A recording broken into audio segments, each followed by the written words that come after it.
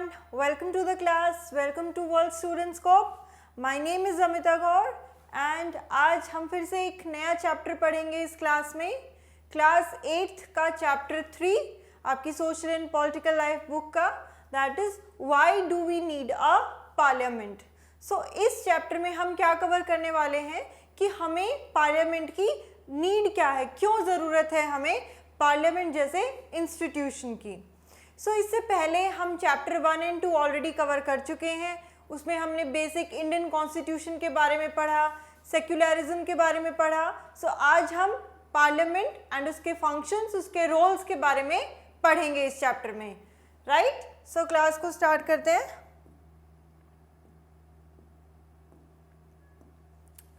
Why should people decide.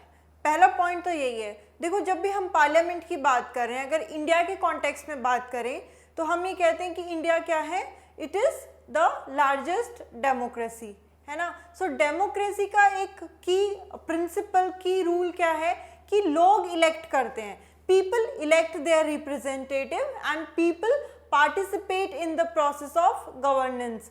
Governance में लोग क्या है, पार्टिसिपेट करते हैं. लोग एक डेमोक्रेसी का जो की प्रिंसिपल है उसके हिसाब से लोगों का पार्टिसिपेशन क्या है, मेन उसका प्रिंसिपल है ना. तो यहाँ पे पहला टॉपिक यही कहता है कि पीपल क्यों डिसाइड करें.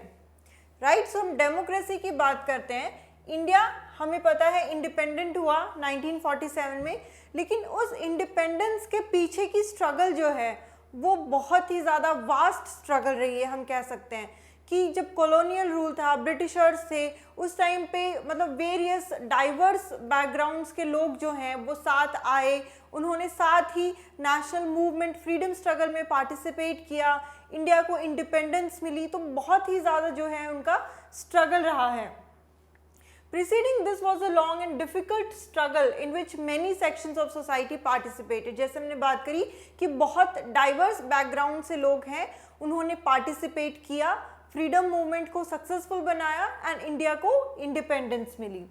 People from various backgrounds joined the struggle and they were inspired by the ideas of freedom, equality and participation in decision making. So ये यहाँ पे इम्पॉर्टेंट है, पार्टिसिपेशन इन डिसीजन मेकिंग. इसी की हम बात करें कि लोग क्यों डिसाइड करें, क्योंकि उस एरा से हमने क्या किया, लोगों ने जो पार्टिसिपेट कर रहे थे फ्रीडम मूवमेंट ने, उन्होंने डिसीजन मेकिंग में पार्टिसिपेट किया. सो पहला पॉइंट यही है. नेक्स्ट हम क्या बात करते हैं कि under colonial rule the people had lived in fear of the British government and did not agree with many of the decisions that they took. क्योंकि लोग जो हैं उस टाइम पे कॉलोनियल गवर्नमेंट के पीरियड में, ब्रिटिशर्स जब रूल कर रहे थे, तो लोग अगर डिसीजन मेकिंग में पार्टिसिपेट कर भी रहे थे तब भी उनके डिसीजंस रिजेक्ट कर दिए जा रहे थे, है ना. कोई मान नहीं रहा था उनके डिसीजंस को. सो लोगों के अंदर एक क्या है, रिजेंटमेंट पैदा हुई उस टाइम पे. सो तभी से धीरे धीरे क्या है, लोगों ने पार्टिसिपेट करना शुरू किया डिसीजन मेकिंग में. तो उस टाइम पे they faced grave danger if they try to criticise these decisions. जो ब्रिटिश गवर्नमेंट डिसीजंस ले रही थी, अगर इंडियंस जो पार्टिसिपेट कर रहे थे उसमें अगर वो क्रिटिसाइज करते उन डिसीजंस को, एंड जो कर भी रहे थे डिसीजंस को क्रिटिसाइज, तो उनको क्या है, बहुत ज़्यादा खतरा था. क्यों था ऐसा? क्योंकि उनको एक फियर था कि अगर हम ब्रिटिशर्स के डिसीजंस को क्रिटिसाइज करेंगे, अपोज करेंगे, तो हम हमारे जो फ्रीडम स्ट्रगल है उसमें सक्सेसफुल नहीं हो पाएंगे. The freedom movement change this situation. लेकिन जैसे जैसे क्या हुआ, बहुत ही मास मूवमेंट हुआ, मास जो मॉब थी, कॉमन लोग थे, वो एक साथ आए एंड उन्होंने क्या किया, फ्रीडम स्ट्रगल में पार्टिसिपेट किया, इंडिया को इंडिपेंडेंस दिलाई. तो ये सभी लोगों ने मिलकर ऐसा किया, तो सारे लोग क्या है, पार्टिसिपेट कर रहे थे. सो यही जो हम पहले टॉपिक के बारे में बात करें कि व्हाई शुड पीपल डिसाइड. सो इसीलिए ये टॉपिक यहाँ पे आता है कि लोग क्यों डिसाइड करें, क्योंकि इसके पीछे ये हिस्टोरिकल बैकग्राउंड है. लोगों ने पार्टिसिपेट किया फ्रीडम स्ट्रगल में एंड देयर आफ्टर धीरे धीरे क्या है, डिसीजन मेकिंग में लोगों का पार्टिसिपेशन होने लगा. सो एज फार बैक 1885 में क्या हुआ, जब इंडियन नेशनल कांग्रेस थी तो उन्होंने डिमांड्स रखी, बहुत सारी डिमांड्स रखी। उसमें से एक डिमांड ये भी थी कि इंडियंस को जो है हक दिया जाए कि वो या तो बजट को डिस्कस कर सके, वोटिंग कर सके, कुछ जो इलेक्टेड रिप्रेजेंटेटिव्स हैं वो होने चाहिए। लेकिन इन सभी डिमांड्स को जो है ब्रिटिश गवर्नमेंट ने अप्रूव नहीं किया था। धीरे धीरे क्या है लेजिस्लेचर में चेंजेस आए, जैसे 1909 एक्ट आया, उसमें कुछ प्रोविजंस आए। 1892 जो काउंसिल एक्ट था उसमें कुछ प्रोविजन आए कि सिर्फ बजट को डिस्कस कर सकते हैं, क्वेश्चन नहीं पूछ सकते। 1909 में प्रोविजन आया कि सेपरेट इलेक्टोरेट होगा, कुछ इलेक्टेड रिप्रेजेंटेटिव्स भी पार्ट लेंगे, है ना। तो इस तरह से क्या है ब्रिटिश गवर्नमेंट ने धीरे धीरे अपने लेजिस्लेचर्स में थोड़े थोड़े चेंजेस किए। जैसे government act of India 1909 allowed for some elected representation. 1909 के एक्ट में क्या है, कुछ इलेक्टेड रिप्रेजेंटेशन को अलाउ कर दिया गया था। While these early legislatures under the British government were in response to the growing demands of the nationalists, they did not allow for all adults to vote. Fine, ये बहुत important parameter यहाँ पे है कि ब्रिटिश गवर्नमेंट ने क्या है, हालांकि धीरे धीरे कुछ चेंजेस किए लेजिस्लेचर में, लेकिन इंडियंस की जो एक डिमांड थी कि हमें सभी को जो है वोट करने का अधिकार मिलना चाहिए, उसको ब्रिटिश गवर्नमेंट ने अलाउ नहीं किया था। सो ये जो सभी के लिए था कि सारे अडल्ट्स वोट कर सकें, लोगों का पार्टिसिपेशन हो डिसीजन मेकिंग में, इसको ब्रिटिश गवर्नमेंट ने एक्सेप्ट नहीं किया था। The dreams and aspirations of the freedom struggle were made concrete in the Constitution of Independent India. जो ये ड्रीम्स और एस्पिरेशंस है, जो विजन है हमारे जो लीडर्स रहे हैं उनका, तो वही क्या है हमारे कॉन्स्टिट्यूशन में वेरियस फॉर्म्स में लिखा गया है। और उसी में से एक इम्पॉर्टेंट प्रिंसिपल है यूनिवर्सल एडल्ट फ्रेंचाइज का, बहुत ही इंपॉर्टेंट है ये। और ये क्या कहता है यूनिवर्सल एडल्ट फ्रेंचाइज, कि वो सभी लोग जो एडल्ट हैं, अबव 18 ईयर्स हैं, they are eligible for voting, कि वो सभी लोग जो 18 ईयर से 18 साल से ऊपर हैं उन सभी को वोट देने का राइट है, for all citizens of the country, right. तो ये एक बहुत इंपॉर्टेंट प्रोविजन था जो कॉन्स्टिट्यूशन में लिखा गया था, यूनिवर्सल एडल्ट फ्रेंचाइज का। अब नेक्स्ट टॉपिक है people and their functioning. The take off point for a democracy is the idea of consent, right, कि जो लोग हैं अप्रूवल हो लोगों का और पार्टिसिपेशन हो, यही मेन प्रिंसिपल है डेमोक्रेसी का। जैसे हमने स्टार्ट में बात करी, इंडिया एक डेमोक्रेसी है, फाइन, लार्जेस्ट डेमोक्रेसी अगर हम बात कर रहे हैं, तो मेन प्रिंसिपल क्या है कि लोगों का पार्टिसिपेशन हो, लोगों का कंसेंट हो, अप्रूवल हो डिसीजन मेकिंग में। It is the decision of people that creates a democratic government and decides about its functioning. तो ये जो डिसीजन है लोगों का, यही क्या है एक डेमोक्रेटिक गवर्नमेंट को बनाता है। हम सभी क्या करते हैं, वोट देते हैं, अपने रिप्रेजेंटेटिव्स को चूज करते हैं, एंड वो रिप्रेजेंटेटिव्स हमारे बिहाफ पे पार्लियामेंट में या स्टेट लेजिस्लेचर में क्या है लॉज बनाते हैं, है ना। तो ये क्या है, लोगों का पार्टिसिपेशन है, लोगों को वोटिंग का राइट है, जिसके थ्रू वो रिप्रेजेंटेटिव्स को इलेक्ट करते हैं। सो ये क्या है, फंक्शनिंग है लोगों की। How does the individual give approval to the government? One way of doing so is through elections. एक इंडिविजुअल अपनी पावर को एक्सरसाइज कैसे करता है, क्या उसके पास पावर है? उसके पास पावर है वोटिंग का, पावर ऑफ वोटिंग। सो वो अपने वोट के थ्रू क्या है, अपनी पावर एक्सरसाइज कर रहा है टू इलेक्ट द रिप्रेजेंटेटिव। कब होता है ये? इलेक्शंस में। हम देखते हैं ना कि इलेक्शंस कंडक्ट होते हैं स्टेट लेजिस्लेचर असेंबलीज के लिए भी एंड पार्लियामेंट के लिए भी, तो हम वेरियस इलेक्शंस में पार्टिसिपेट करते हैं। As an individual we cast our vote and on the basis of the vote of an individual तो क्या है, रिप्रेजेंटेटिव्स को चूज किया जाता है। People would elect their representatives to the parliament. So one group from among these elected representatives form the government. Jin representatives को हम choose कर रहे हैं पार्लियामेंट के लिए, तो उन्हीं में से एक ग्रुप क्या है, गवर्नमेंट को फॉर्म करता है, गवर्नमेंट बनाता है, रूलिंग पार्टी बनाता है। अब एक चीज़ यहाँ पे ये कि हमने लोअर क्लासेस में हम ये पढ़ते आ रहे हैं ना, हम इस क्लास में हम पार्लियामेंट के बारे में पढ़ेंगे। उससे लोअर क्लासेस में हमने क्या है ग्राम पंचायत, पंचायती राज इंस्टीट्यूशंस पढ़े हैं, विलेज लेवल पे कैसे काम करता है, फिर हमने स्टेट लेवल पे भी पढ़ा है कि असेंबली कैसे काम करती है। तो इस क्लास में हम क्या पढ़ने वाले हैं, पार्लियामेंट के बारे में पढ़ने वाले हैं। सो सबसे पहले अगर आप देखो पार्लियामेंट और एक तरफ क्या है स्टेट लेजिस्लेचर।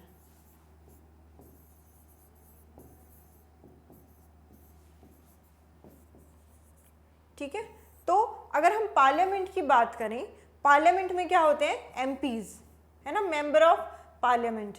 स्टेट लेजिस्लेचर में क्या होते हैं एमएलएज, राइट। तो पहला डिस्टिंक्शन क्या है कि पार्लियामेंट में मेंबर ऑफ पार्लियामेंट्स होते हैं, स्टेट लेजिस्लेचर में मेंबर ऑफ लेजिस्लेटिव असेंबलीज होते हैं।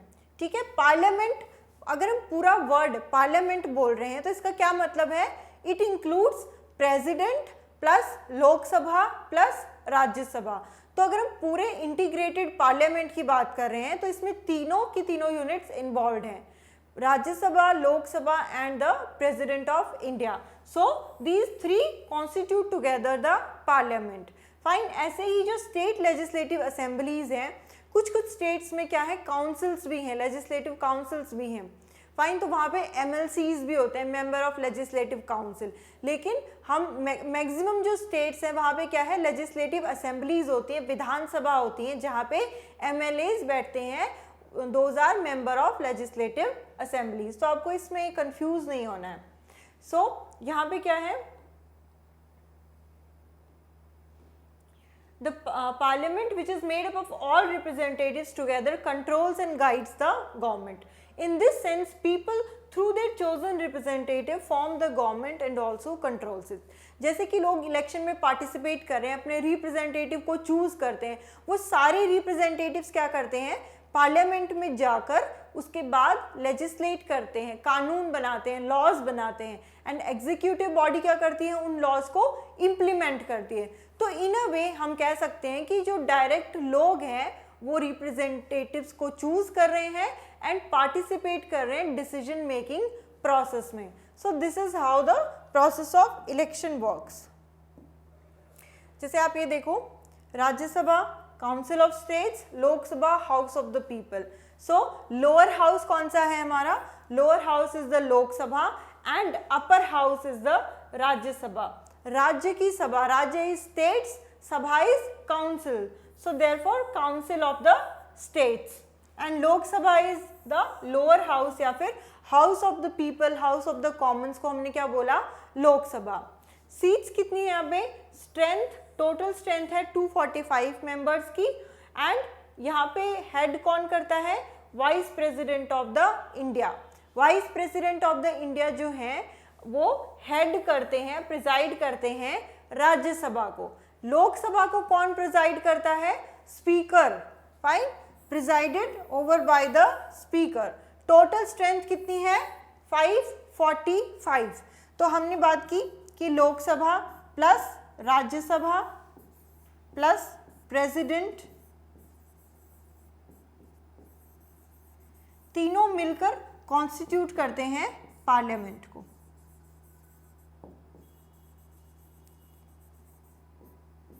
पार्लियामेंट में सिर्फ आप ये मत समझना कि लोकसभा एंड राज्यसभा है, president is also an integrated component of parliament. So parliament में ये तीन इंडिविजुअल कॉम्पोनेंट्स हैं।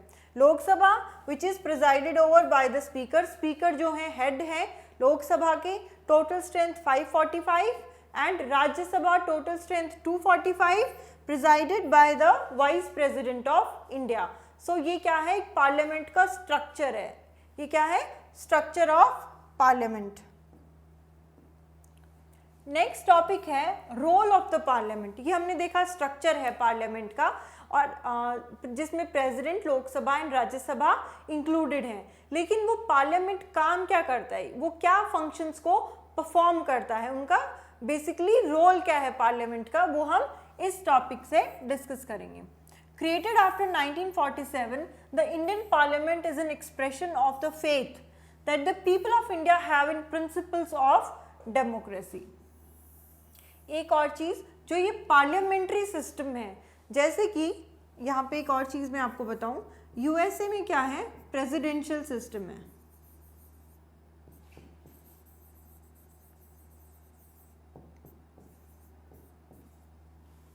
इंडिया में क्या है, पार्लियामेंट्री सिस्टम है, राइट। इंडिया में क्या है, पार्लियामेंट्री सिस्टम है। इंडिया में पार्लियामेंट एज एन इंस्टीट्यूशन है। यूएसए में क्या है, प्रेसिडेंशियल सिस्टम है। वहाँ पे प्रेसिडेंट जो है वो हेड है, सुप्रीम है, क्या है वहाँ पे, प्रेसिडेंट है। इंडिया में पार्लियामेंट हेड है, पार्लियामेंट एज एन इंस्टीट्यूशन क्या है, सुप्रीम है। ऐसा क्यों, ऐसा इसलिए क्योंकि जब हम कॉलोनियल रूल के अंडर थे, ब्रिटेन में क्या है, ब्रिटेन में पार्लियामेंट्री सिस्टम है, तो वहीं से हमने ब्रिटेन की कॉन्स्टिट्यूशन से पार्लियामेंट्री सिस्टम को अडॉप्ट कर लिया था, बिकॉज इसके नो हाउस जो है उस टाइम लीडर्स वेल फेमिलियर थे। सो इसलिए हमने ब्रिटेन के कॉन्स्टिट्यूशन से पार्लियामेंट्री सिस्टम को अडॉप्ट किया। पार्लियामेंट जो मॉडल है वो हमने ब्रिटेन से अडॉप्ट किया। सो इसीलिए यहाँ पे लाइन लिखी है कि क्रिएटेड आफ्टर 1947, जो पार्लियामेंट है वो हमारा फेथ बताता है डेमोक्रेसी में।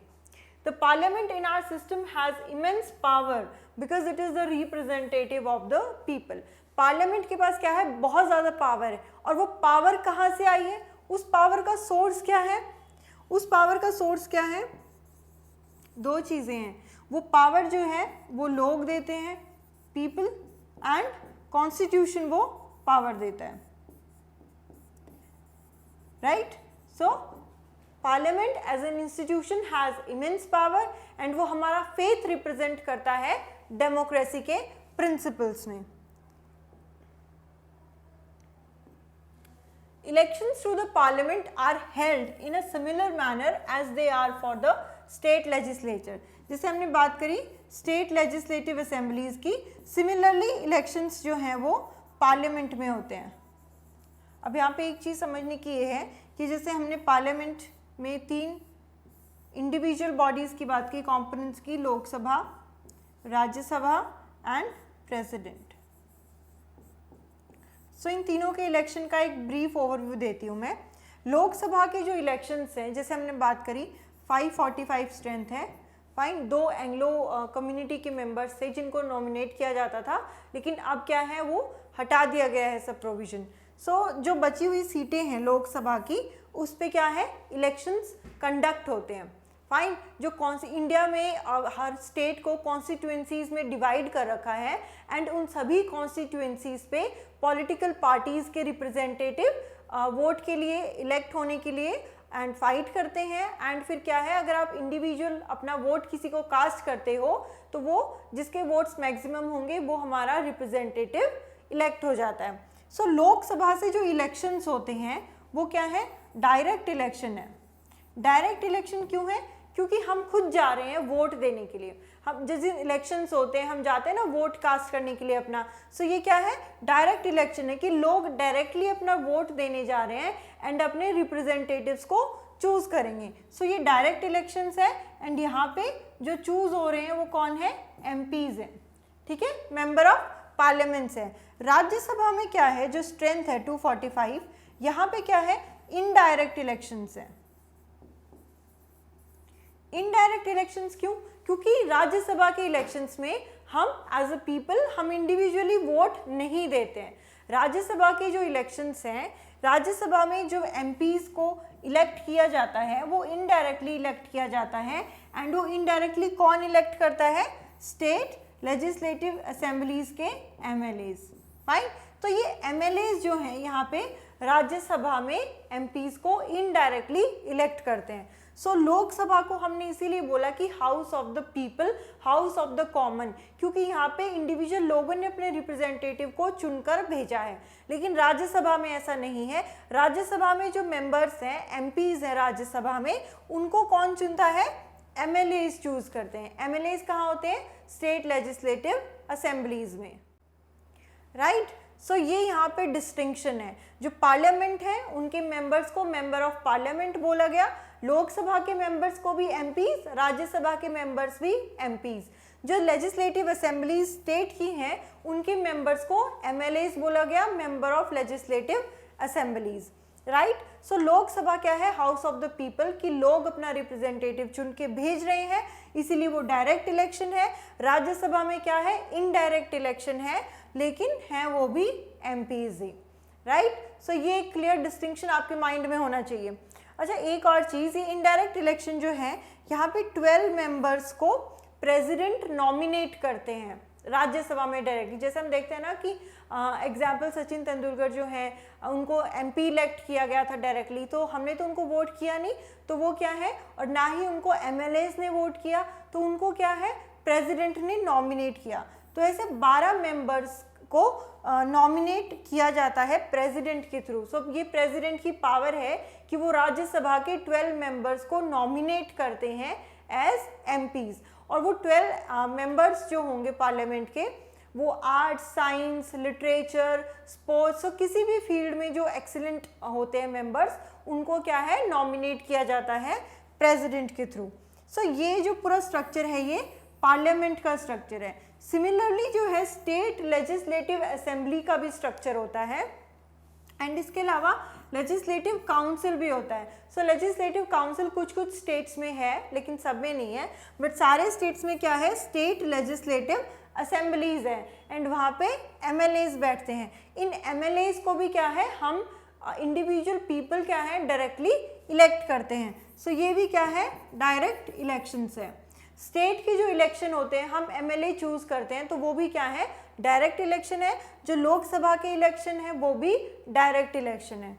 सो इसीलिए यहाँ पे पहला स्टेटमेंट कहता है कि इलेक्शंस जो है पार्लियामेंट के, वो सिमिलर मैनर में होते हैं as they are for the state legislature.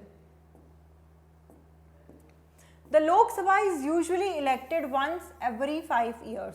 Lok Sabha जो है, लोकसभा का जो टर्म है, that is for how many years, 5 years, right. हर 5 साल में हम देखते हैं ना कि फिर से इलेक्शंस हो रहे हैं, हम वोट देने जाते हैं। So every 5 years Lok Sabha dissolve होती है, एंड उसके बाद इलेक्शंस कंडक्ट होते हैं। सो टर्म क्या है लोकसभा का, 5 सालों के लिए। सिमिलरली स्टेट लेजिस्लेटिव असेंबलीज का भी सिमिलर मैनर में इलेक्शन कंडक्ट होते हैं, एंड सिमिलर ही टेन्योर होता है। Country is divided into numerous constituencies. Country को क्या है, कॉन्स्टिट्यूएंसीज में डिवाइड कर दिया जाता है। जैसे एक स्टेट है सपोज, यहाँ पे इसको बहुत सारी कॉन्स्टिट्यूएंसीज में on the basis of population and other factors हम क्या करेंगे, स्टेट में, इस स्टेट को कॉन्स्टिट्यूएंसीज में डिवाइड कर देंगे। अब इस कॉन्स्टिट्यूएंसी के लिए जो है, मान लो किसी 5 पर्सन्स ने, यहाँ पे 5 पर्सन खड़े हो रहे हैं कि हमें वोट दे दो डिफरेंट डिफरेंट पॉलिटिकल पार्टी से। सो इस सभी कॉन्स्टिट्यूएंसी के लोग क्या है, जाएंगे, वोट करेंगे, एंड इन 5 में से क्या है, एक मेंबर इलेक्ट कर लिया जाएगा, राइट। सो इस तरह से इंडिया में हर स्टेट को क्या है, डिफरेंट डिफरेंट कॉन्स्टिट्यूएंसीज में डिवाइड कर दिया गया है, एंड वो टेरिटोरियल कॉन्स्टिट्यूएंसीज क्या है, उसी पे हम जाके वोट करते हैं। सो ये टोटल सीट्स हमें पता है 543, किसकी बात कर रहे हैं, लोकसभा की। सो ये जनरल की 412, SC and ST reserve seats भी होती हैं, बिकॉज मार्जिनलाइज सेक्शन को भी क्या है, पूरा का पूरा उनको भी प्रोपोर्शन के हिसाब से वेटेज है सीट्स में। सो ये क्या है, वेरियस कॉन्स्टिट्यूएंसीज में डिवाइड कर दिया जाता है इंडिया को। Each of these constituencies elects 1 person to the parliament। जैसे हमने बात करी कि सपोज 10 लोग खड़े हुए हैं, उसमें से एक पर्सन जो है इलेक्ट हो जाएगा, एंड वो जाता है पार्लियामेंट में। The candidates who contest elections usually belong to different political parties। मान लो 10 लोग खड़े हुए हैं इलेक्शन में, सो वो क्या है, अलग अलग पॉलिटिकल पार्टीज को बिलोंग करते हैं, या फिर वो इंडिपेंडेंट कैंडिडेट भी हो सकता है। सो जो कैंडिडेट सबसे ज़्यादा वोट्स को सिक्योर करेगा, वो क्या है, इलेक्ट हो जाता है, and he becomes the member of parliament. So ये प्रोसेस है इलेक्शन का। With the help of the table below देखते हैं हम बात कर रहे हैं 17th लोकसभा इलेक्शंस में 2019। जो लास्ट इलेक्शन था अभी 17th जनरल इलेक्शंस जो हुए थे 2019 में, उसके अगर हम रिजल्ट देखें तो इस तरफ पॉलिटिकल पार्टीज है, एंड इस तरफ नंबर ऑफ MPs हैं। तो आप यहाँ पे देखिए, भारतीय जनता पार्टी के टोटल MPs कितने हैं, 303। सो लोकसभा में जैसे कि हमने देखी, टोटल स्ट्रेंथ कितनी है, 545, राइट। सो 545 में से नंबर ऑफ एमपीज जो हैं भारतीय जनता पार्टी के कितने एमपीज हुए टोटल? 303। सो इस केस में क्या है कि इन्होंने मेजॉरिटी फॉर्म कर ली, राइट। मेजॉरिटी फॉर्म करने की वजह से क्या हुआ कि ये है ruling party and therefore they are eligible to form the government. Government कौन फॉर्म करेगा? जो मैक्सिमम सीट्स को एक्वायर करेगा, एंड यहाँ पे जो सीट्स हैं वो होती हैं 272।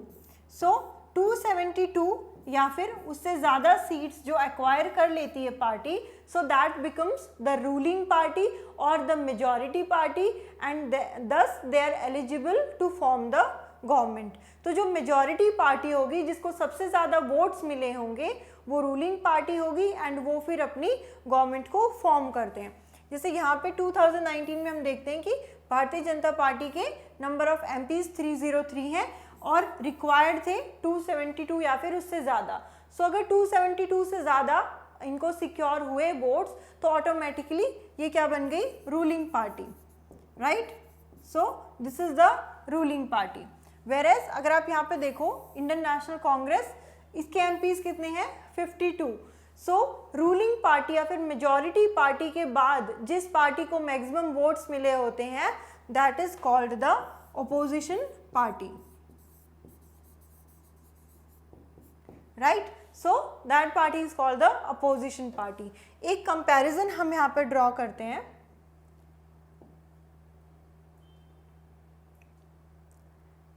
राइट। ये कंपैरिजन देखिए आप, ये है रिजल्ट ऑफ मई 2009। सो हमने बात की 2019 एंड देन 2009। सो 2019 में जो मेजॉरिटी पार्टी थी उनकी सीट्स थी सम 303, राइट। 272 से ज़्यादा सीट्स चाहिए थी, तो ये क्या है? रूलिंग पार्टी मेजॉरिटी पार्टी बन गए डायरेक्टली। 2019 में क्या होता है कि आईएनसी इंडियन नेशनल कांग्रेस की सीट्स है 206, राइट। 206 है, 272 से तो कम है, तो अब ये मेजॉरिटी पार्टी नहीं बनी, इन्होंने रूलिंग पार्टी क्या है? नहीं फॉर्म करी। सो इस केस में क्या होता है कि अगर 206 प्लस सपोज ये इंटरेस्टेड हैं, राइट। सो इनको ऐड कर लो, फाइन, ये या फिर कोई भी अगर इंटरेस्टेड है और अगर इस तरह से ये 272 से ज़्यादा सीट्स को सिक्योर कर लेते हैं तो ये अपनी गवर्नमेंट को फॉर्म कर सकते हैं। लेकिन इस केस में क्योंकि एक सिंगल पार्टी की मेजॉरिटी नहीं थी, इन्होंने क्या किया? सबसे मिलजुल कर, आपस में मिलजुल कर उसके बाद इन्होंने गवर्नमेंट फॉर्म की। तो इस केस में गवर्नमेंट कैसी बनी?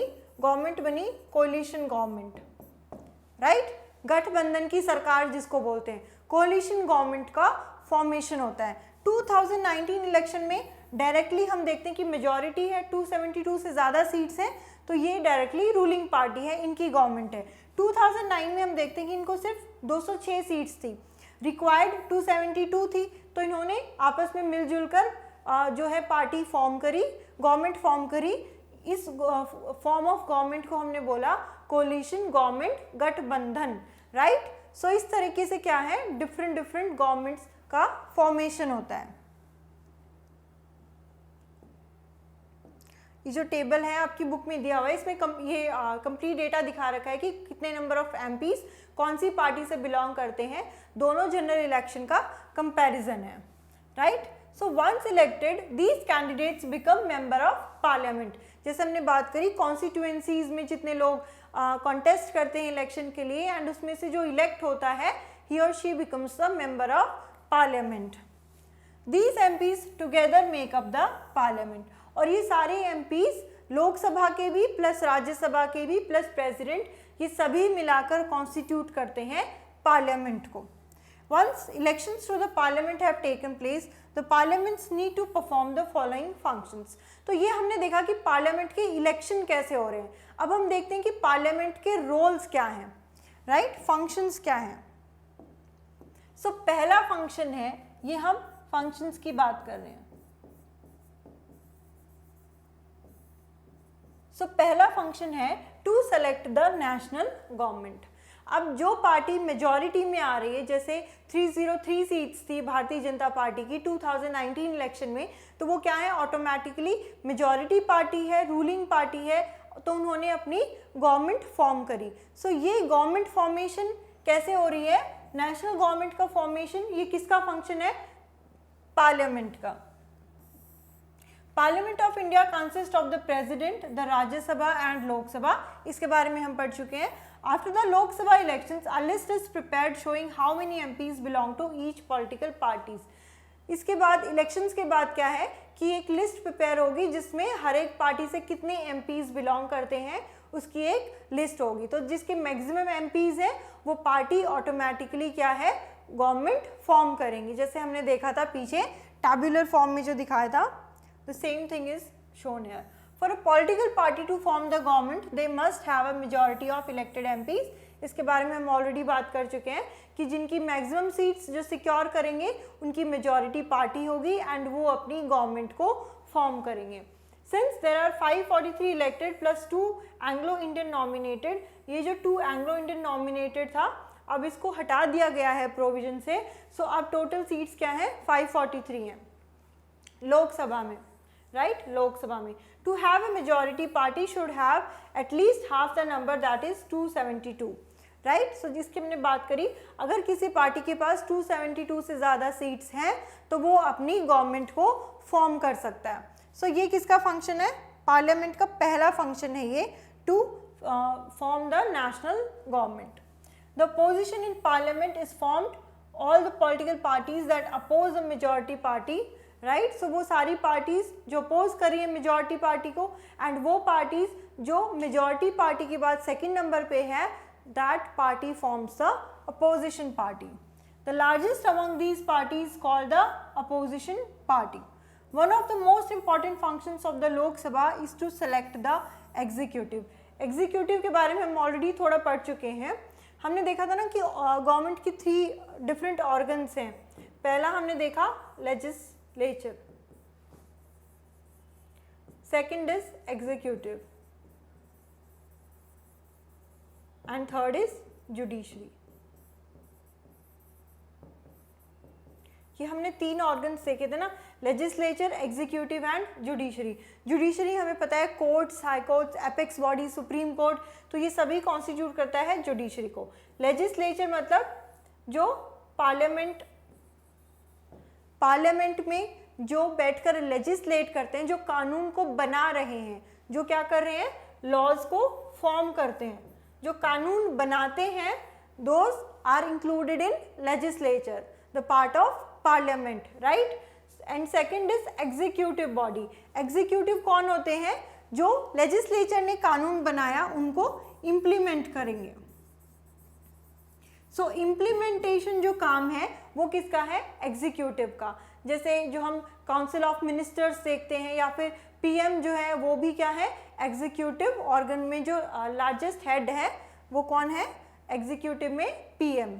सो लेजिस्लेचर इज द बॉडी जो लेजिस्लेट करता है, जो कानून को बना रहे हैं, जो लॉज को फॉर्म कर रहे हैं। Executive are those who are involve in implementation, right. So यहाँ पे हमने बात करी कि एक इम्पॉर्टेंट फंक्शन क्या है लोकसभा का, is to select the executive. The executive is a group of persons who work together to implement laws made by the parliament. Parliament जो कानून बना रहा है उसको इम्प्लीमेंट करने की रिस्पॉन्सिबिलिटी किसकी है, एग्जीक्यूटिव की। और इस एग्जीक्यूटिव को सेलेक्ट कौन कर रहा है, Lok Sabha. So that is again a function of parliament. This executive is often what we have in mind when we use the term government. जब हम बात करते हैं ना कि गवर्नमेंट ने ये किया, गवर्नमेंट ने वो किया, तो वो जो गवर्नमेंट में जो सेट ऑफ पीपल हैं, गवर्नमेंट में वो जो सेट ऑफ पर्सन्स हैं, वो सभी मिलकर एग्जीक्यूटिव का पार्ट हैं, right. The prime minister of India is the leader of the ruling party in the Lok Sabha. Ruling party के जो लीडर हैं वो कौन है, प्राइम मिनिस्टर, राइट। सो वो भी एक एग्जीक्यूटिव ऑर्गन का ही पार्ट है। नेक्स्ट है, from the MPs who belong to the party, Prime Minister selects minister to work with her to implement the decision. Prime Minister क्या करते हैं, जो रूलिंग पार्टी है रूलिंग पार्टी के जो लीडर होंगे वो प्राइम मिनिस्टर बनेंगे, है ना। जो मेजॉरिटी पार्टी जो इलेक्ट हुई है उस मेजॉरिटी पार्टी के जो लीडर होंगे वो क्या बनेंगे, वो पीएम बनेंगे। अब जो पीएम बनते हैं वो सेलेक्ट करते हैं मिनिस्टर्स को, राइट। हम देखते हैं ना कि education minister, health minister, defence minister, finance minister, तो उन सभी मिनिस्टर्स को कौन सेलेक्ट करता है, पीएम सेलेक्ट करते हैं, right. These minister then take charge of different areas of government. फिर इन्हीं मिनिस्टर्स को क्या है, अलग अलग चार्ज दिया जाता है, राइट, जैसे education minister, health minister, defence minister. So this is how different ministers are given the charge of different areas of governance. Oftentimes in the recent past it has been difficult for a single political party to get the majority that is required to form the government. जैसे हमने 2009 election में देखा कि उन्होंने आपस में coalition government का formation हुआ, क्योंकि एक सिंगल पार्टी को मेजॉरिटी नहीं मिली, सो बाकी पार्टीज ने सब साथ आकर कोलिशन गवर्नमेंट का फॉर्मेशन किया। तो वो ज्वाइन करते हैं and with different political parties who are interested in similar concerns to form what is known a coalition government. So इस तरह से क्या है, coalition government का formation होता है जब एक majority party emerge नहीं होती है elections में।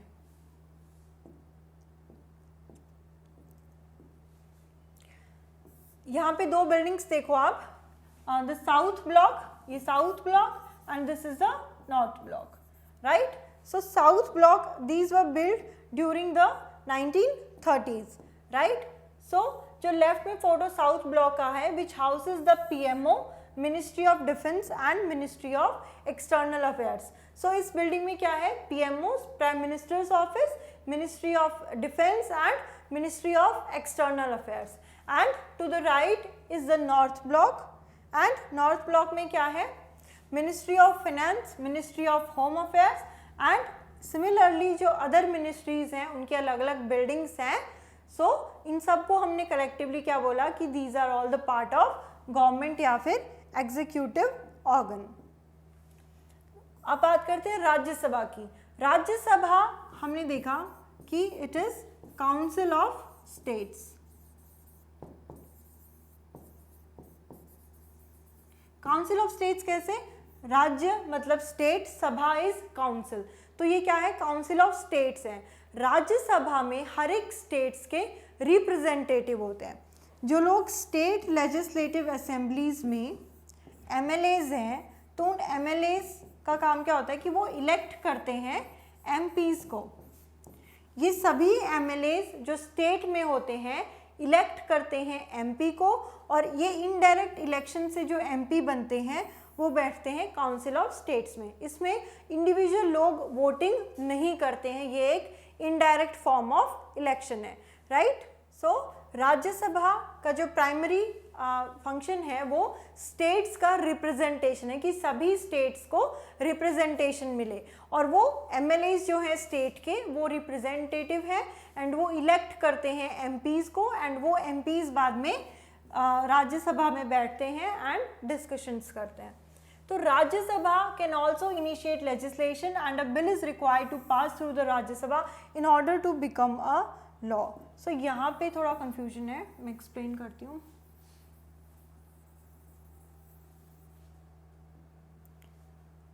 अगर मान लो कोई बिल है, राइट, कोई it is a draft, right, कोई बिल है, तो किसी एमपी ने सपोज कोई बिल को पास करवाना है। सो सबसे पहले वो बिल क्या है, लोकसभा में भी इनिशिएट हो सकता है एंड राज्यसभा में भी इनिशिएट हो सकता है, दोनों जगह इनिशिएट हो सकता है एक बिल। सो अगर मान लो लोकसभा में वो बिल इनिशिएट हुआ, लोकसभा ने वो बिल को पास कर दिया, लोकसभा ने बोला कि हमारी तरफ से ये बिल क्या है, ओके है, तो वो बिल लोकसभा के बाद आएगा राज्यसभा को। अब राज्यसभा उस बिल पे डिस्कशन करेगी, अगर कुछ प्रोविजंस ऐड करने हैं तो वापस लोकसभा को बिल भेजेगी कि ये प्रोविजंस हमारी तरफ से रिकमेंडेशंस है, एंड वो तभी होगा जब राज्यसभा उस बिल को पास करके भेजे लोकसभा को। सो कुछ मैटर्स में क्या है, राज्यसभा का अप्रूवल नेसेसरी हो जाता है, एंड कुछ मैटर्स में अगर लोकसभा अकेले चाहे तो पास कर सकती है। सो कुछ केसेस में, कुछ बिल्स में वो हम क्या करते हैं कि राज्यसभा का कंसेंट भी इम्पॉर्टेंट हो जाता है। सो इस तरीके से पार्लियामेंट में अगर कोई बिल पास होता है तो लोकसभा भी उस बिल को पास करती है एंड राज्यसभा भी उस बिल को पास करती है, एंड अगर वो दोनों जगह से पास हो जाए तो बाद में वो एक्ट बन जाता है। पहले वो बिल था, जब पास हो जाएगा लोकसभा एंड राज्यसभा से, then it becomes an act, right.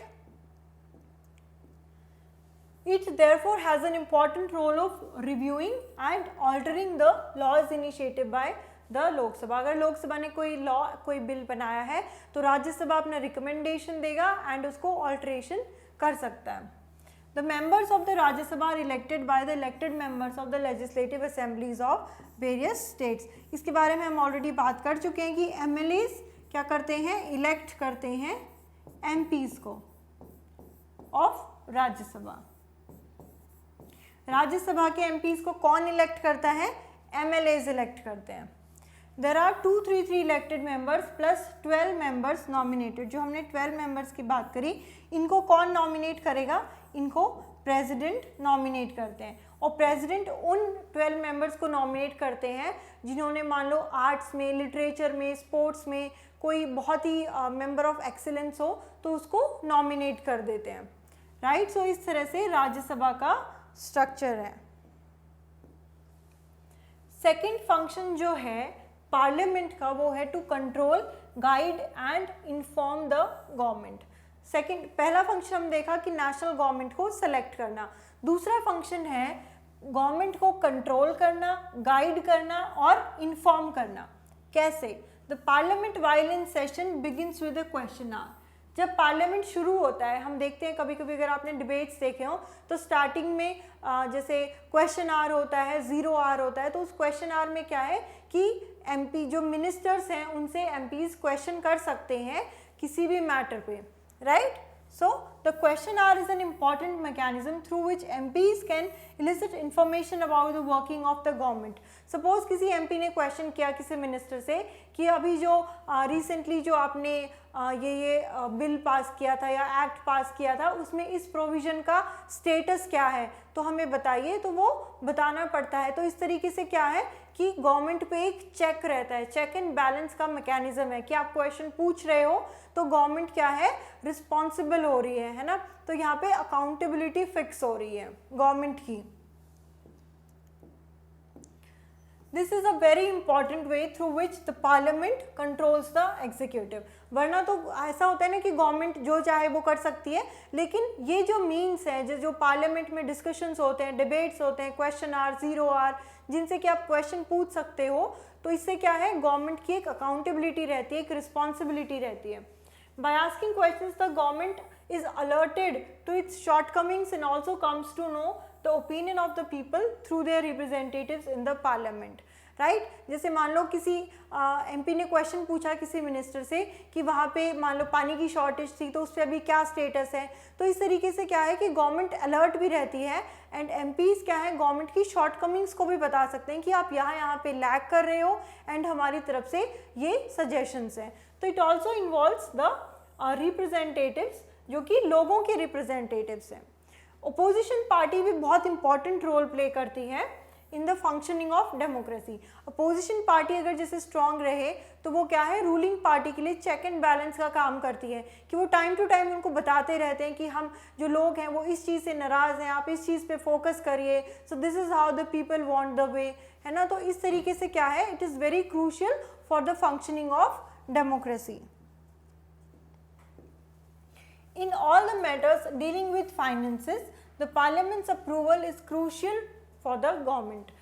अब जैसे मान लो जो फंड्स होते हैं जैसे कंसोलिडेटेड फंड ऑफ इंडिया है ना, जहाँ से गवर्नमेंट पैसा निकालती है। तो अगर गवर्नमेंट को पैसे चाहिए तो ऐसा नहीं है कि गवर्नमेंट के पास सारा पैसा एक खजाना है एंड गवर्नमेंट जब चाहे जितना पैसा वहाँ से विड्रॉ कर सकती है। It is not the case. अगर गवर्नमेंट को पैसे चाहिए तो अप्रूवल लेना पड़ेगा, राइट। Approval is required. किसका अप्रूवल? पार्लियामेंट का अप्रूवल। सो ये भी एक क्या है चेक बैलेंस की तरह काम कर रहा है कि पार्लियामेंट को पता चलेगा कि गवर्नमेंट को पैसे कहाँ चाहिए। तो ये क्या है फिर से अकाउंटेबिलिटी को फिक्स कर रहा है बिकॉज गवर्नमेंट अपनी मनमानी से पैसे नहीं विड्रॉ कर सकती है, so it needs approval of the parliament. So again, dealing with the matter of finances, approval of parliament is necessary. So ये कुछ तरीके हैं जिससे कि पार्लियामेंट कंट्रोल कर सकती है, गाइड कर सकती है एंड इन्फॉर्म भी कर सकती है. So ये सेकंड फंक्शन है पार्लियामेंट का. दो फंक्शंस हमने देख लिए. The MPs as representatives of the people have a central role in controlling, guiding and informing parliament, and this is the key aspect of functioning of democracy. यही क्या है, democracy का की एस्पेक्ट है कि डिबेट्स एंड डिस्कशंस हो and लोगों का रिप्रेजेंटेशन हो. तो दो रोल हमने यहाँ पे पार्लियामेंट के डिस्कस कर लिए. पहला ये कि नेशनल गवर्नमेंट का फॉर्मेशन, दूसरा कि गवर्नमेंट पे एक्सरसाइज जो उनका कंट्रोल है, जो इंफॉर्मेशन है जो प्रोवाइड कर रहे हैं एंड चेक एंड बैलेंसेस को मेंटेन रखना. जो थर्ड फंक्शन है लॉ मेकिंग, पार्लियामेंट कैसे लॉज बनाता है, जो मेन काम है पार्लियामेंट का लॉज कानून बनाना, तो ये एक सिग्निफिकेंट फंक्शन है पार्लियामेंट का. और ये कंप्लीट क्या है हम नेक्स्ट चैप्टर में डिस्कस करेंगे. इस पे पूरा का पूरा चैप्टर है, राइट. तो हम इसका पूरा चैप्टर जो है नेक्स्ट लेक्चर में डिस्कस करेंगे. बस आप इसको ध्यान रखना कि it is the third function of parliament. Next topic है who are the people in parliament. जो लोग हम कहते हैं एमपीज हैं या फिर स्टेट में अगर बात करें एमएलएज हैं, तो ये लोग कौन हैं, है ना. हम बोलते हैं कि member of parliament. So who are these members. Parliament now has more and more people from different backgrounds. अलग अलग डिफरेंट डाइवर्स बैकग्राउंड से लोग जो हैं वो इलेक्ट होते हैं पार्लियामेंट में. For example, there are more rural members as also members from many regional parties. ज़रूरी नहीं है कि सारे मेंबर्स जो है वो नेशनल पार्टी से हो. कुछ कुछ जो रीजनल पार्टीज़ हैं, रूरल पार्टीज़ हैं, जो सिर्फ एक रीजन तक लिमिटेड है, वहाँ से भी लोग जो हैं इलेक्ट होकर एमपीज बनते हैं. तो वो क्या है, बेटर तरीके से अपने रीजन के प्रॉब्लम्स को डिस्कस कर सकते हैं. Groups and people that were till now unrepresented are beginning to get elected to parliament. तो वो लोग जो अभी तक नहीं इलेक्ट हो रहे थे, अलग अलग बैकग्राउंड से, बहुत छोटे रूरल बैकग्राउंड से हैं, तो वो भी क्या है एमपीज के तौर पे इलेक्ट होते हैं and they can better represent their problems of the community. There has also been an increase in political participation from the Dalits and backward classes. जैसे कि हमने बात करी कि एससीज, एसटीज, राइट. सो ये जो बैकवर्ड क्लासेस हैं इनका भी रिप्रेजेंटेशन है पार्लियामेंट में, क्योंकि ऐसा नहीं होना कि सिर्फ एक कम्युनिटी के लोग ही हैं जो एमपीज बने हुए हैं, तो बाकी कम्युनिटी के साथ जस्टिस नहीं होगा. सो इसीलिए जो दलित्स बैकवर्ड क्लासेस हैं उनके लिए भी इक्वल जो है उनके पॉपुलेशन के हिसाब से प्रोपोर्शनेट अमाउंट में सीट्स को रिजर्व किया गया है. सो हम टेबल में देखते हैं कि परसेंटेज कैसा रहा है. जैसे आप देखो लोकसभा में इलेक्शन ईयर्स और वोटर टर्नआउट, कितने लोगों ने वोट किया. तो 16th अगर हम 2014 में जो इलेक्शन हुए थे 16th जनरल इलेक्शन, तो वहाँ पे 66% वोटर टर्नआउट था. मतलब कि टोटल 66% लोगों ने वोट किया था. सो वोटर टर्नआउट रेशियो जो है इंडिया में अच्छा है. It has been observed that representative democracy cannot produce a perfect reflection of society. Representative democracy क्या होता है और participative क्या होता है, इसको फटाफट देखते हैं हम. Representative and participative. Representative democracy India में है. जैसे कि इंडिया की पॉपुलेशन बहुत ज़्यादा है, तो इंडिया की पॉपुलेशन के हिसाब से हमारे यहाँ पे क्या है कि लोग सेलेक्ट करेंगे, इलेक्ट करेंगे एमपी को, एंड वो एमपी जो है पार्लियामेंट में जाएगा एंड लोगों के बिहाफ पे क्या डिस्कशंस एंड डिबेट्स होंगे एंड फिर कोई लॉज बनाएंगे, राइट. ये है रिप्रेजेंटेटिव, कि एक रिप्रेजेंटेटिव को पहले चुना गया एंड वो रिप्रेजेंटेटिव हमारे बिहाफ पे लॉज बनाएगा. पार्टिसिपेटिव में क्या है कि लोग डायरेक्टली पार्टिसिपेट करते हैं, कि हम और आप मिलकर डेमोक्रेसी में पार्टिसिपेट करें, मिलकर हम लॉज बना रहे हैं. लेकिन इंडिया में ऐसा पॉसिबल नहीं है. सो इंडिया में कौन सी डेमोक्रेसी है, इंडिया में रिप्रेजेंटेटिव डेमोक्रेसी है, कि लोग अपना रिप्रेजेंटेटिव चुनते हैं एंड वो रिप्रेजेंटेटिव हमारे बिहाफ पे लॉज बनाता है. It is important to ensure that communities that have been historically marginalized are given adequate representation. जो vulnerable sections है तो उनको भी adequate representation मिलना चाहिए पार्लियामेंट में. With this in mind, so seats को रिजर्व किया गया है SCs और STs के लिए ताकि उनका भी adequate representation हो. This has been done so that MPs elected from these constituencies will be familiar with and can represent Dalit and Adivasis interest in parliament. अब जो लोग दलित्स और आदिवासीज जो हैं वो इलेक्ट होंगे और MP बनेंगे तो वो अपने एरिया को बेटर समझते हैं एंड उन लोगों की प्रॉब्लम्स को बेटर तरीके से कम्युनिकेट कर पाएंगे. सो इसीलिए क्या है, सीट्स को रिजर्व किया गया है ताकि जो वल्नरेबल सेक्शंस हैं उनका भी प्रॉपर रिप्रेजेंटेशन हो. सिमिलरली मोर रिसेंटली क्या है कि reservation of seats for women, कि वुमेन के लिए भी सीट्स रिजर्व्ड हो. अभी काफ़ी लो प्रोपोर्शन है वुमेन का पार्लियामेंट में. अगर हम देखें जैसे कि इंडिया की पॉपुलेशन देखें तो हाफ पॉपुलेशन वुमेन है, तो उस हिसाब से जो रिप्रेजेंटेशन है वो काफ़ी कम है पार्लियामेंट में. 60 ईयर्स अगो सिर्फ 4% MPs जो हैं वो वुमेन थे. आज भी सिचुएशन कुछ अच्छी नहीं है, इट इज़ अबव 9%. हाल फिलहाल में आई थिंक कुछ 11% ही हैं वुमेन जो कि रिप्रेजेंटेटिव्स हैं पार्लियामेंट में. सो पॉपुलेशन को देखते हुए ये काफ़ी कम रेशियो है वुमेन का. This is a small share when you consider the fact that half of the population are women. Half population women है तो उसके हिसाब से ये काफ़ी कम है. It is the issues of this kind that force the country to ask certain difficult and often unresolved questions about whether our democracy system is representative enough. तो इस तरीके के कुछ questions उठते हैं कि हमारी कंट्री में enough representation है भी या नहीं, because women 50% होने के बावजूद भी still कुछ 10-11% ही उनका representation है. So it's still a long way to go.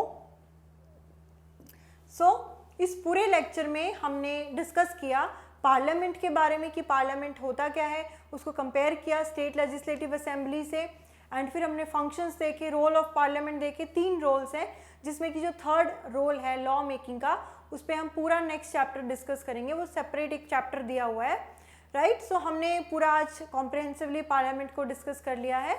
So thank you for the class.